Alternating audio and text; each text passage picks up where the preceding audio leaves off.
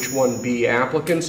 সমালোচনার ঝড়ে H-1B visa নিয়ে যুক্তরাষ্ট্রের অবস্থান পরিষ্কার করলেন মার্কিন প্রেসিডেন্ট ডোনাল্ড ট্রাম্প। রোববার থেকে কার্যকর হওয়া নতুন $1 লাখ ভিসা ফি সম্পর্কে হোয়াইট হাউস জানালো, যারা এই ভিসার আওতায় আছে কিংবা যাদের ভিসা নবায়ন করতে হবে তাদের যুক্তরাষ্ট্রে প্রবেশের ক্ষেত্রে নতুন এই ফি পরিশোধ করতে হবে না।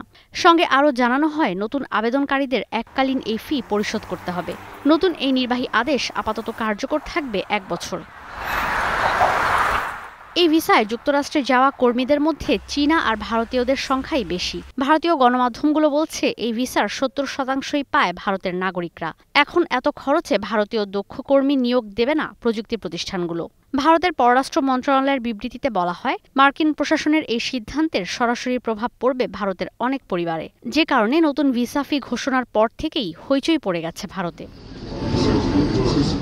বার্তা সংস্থা রয়টার্স বলছে, শুক্রবার ট্রাম্প প্রশাসনের ভিসা ফি আরোপের ঘোষণার পর মাইক্রোসফট, গোল্ডম্যান স্যাক্স, জেপি মর্গান, অ্যামাজন সহ কয়েকটি বড় প্রতিষ্ঠান ইমেইলে তাদের H-1B ভিসাধারী কর্মীদের যুক্তরাষ্ট্রের ভেতরেই অবস্থান করার পরামর্শ দিয়েছে।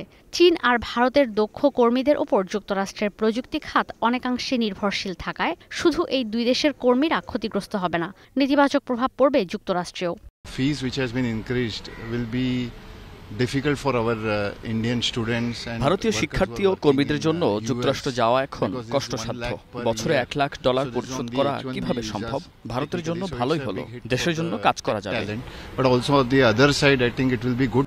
আমেরিকা का नुकसान है, इंडिया का नुकसान नहीं है। ভারতের লোকসান হয়নি, যুক্তরাষ্ট্রের হয়েছে। যারা দেশের বাইরে যায় এত অর্থ পরিশোধ করতে পারবে না, তারা এখানেই অফিস খুলে দেশেই কাজ করবে। কাজটা ভুল করলো যুক্তরাষ্ট্র। तो मैं समझता हूं कि ये जो लगाया ये गलत है। H-1B ভিসা ফি বাড়ানোর যুক্তরাষ্ট্রের এই প্রোগ্রাম কয়েক দশকের মধ্যে যুগান্তকারী পরিবর্তন।